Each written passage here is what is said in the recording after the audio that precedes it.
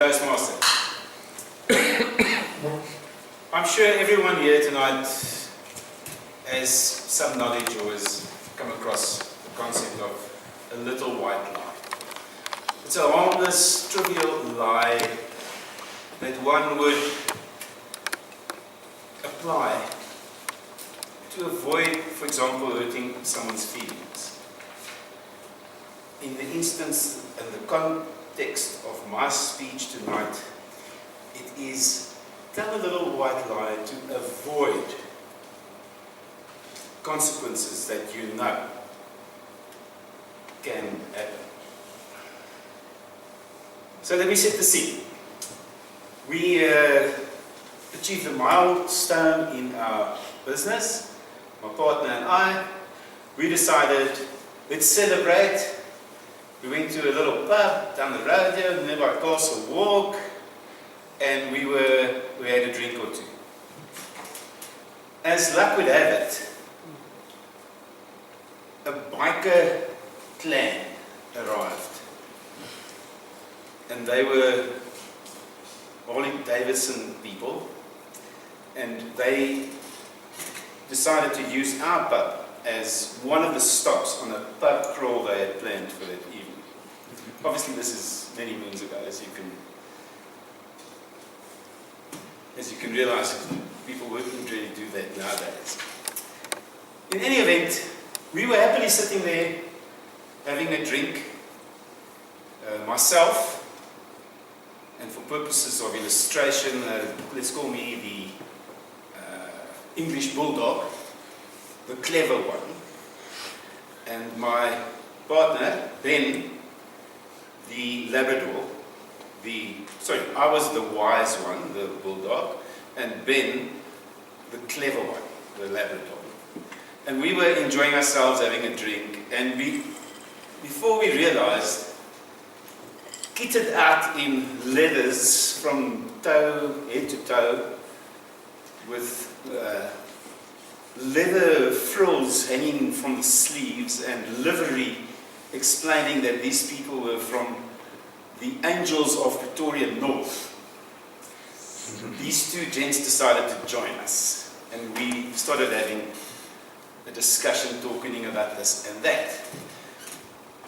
There we were, the wise one, English bulldog, the clever one, the Labrador, my partner Ben, on the one side, and on the other we had the Staffy, the terrier, and the Rottweiler, the Andrespots. And we started talking about this and that. Now, part of telling a little white lie is being able to assess a situation. Now, if someone approaches you with a handshake that starts like this, hey! Then you can deduce that this person is potentially someone that really loves parachuting. Or you get someone else that approaches you and says, hey, I haven't seen you for years! Then you could deduce that this is potentially someone that loves scuba diving. Now, needless to say, Ben is a little short on assessment skills. He was clever, but not wise. The four of us were sitting there having a chat, and eventually the Staffy started talking about their army days. Now, this is when red lights went on for me, because being the wise one, I am afraid with seeing these red lights going on, especially when you notice the physique of the Staffy and the Rottweiler, and the fact that they had these handshakes. Hey, I haven't seen you for years! Yeah, that type of approach. And I just knew these guys have to be parabats.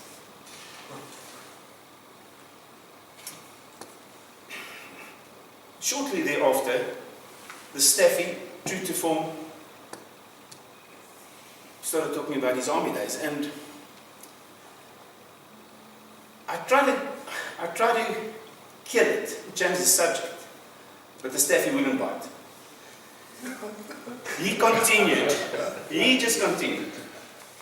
And they explained that they were in fact parabats, and as a matter of fact they were actually reckies. Now the red lights were like flashing and I had gongs going off in my mind, but Ben, being the placid, clever Labrador, didn't notice anything.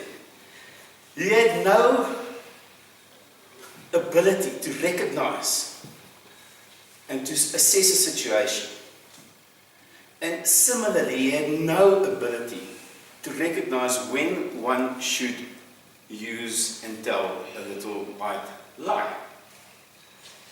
So he continued, they said where they were, and they asked, where were you? And I said, well, I was in the financial services school, I was in Pretoria, I spent 2 years there, thank you very much, not there.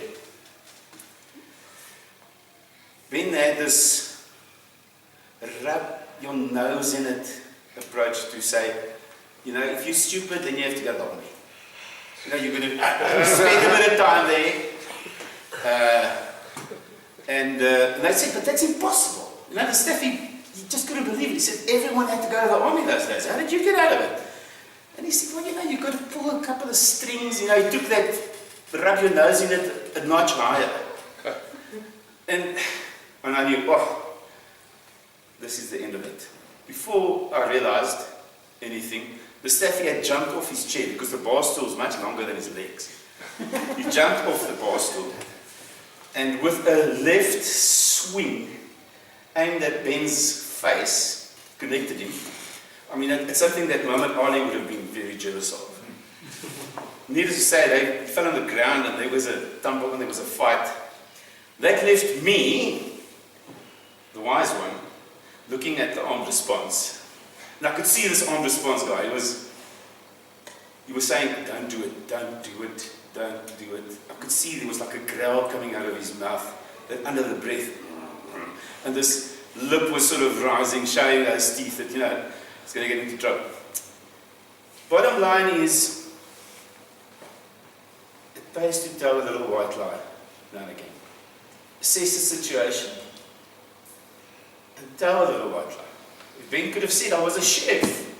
I mean, those hate chefs. That was a chef.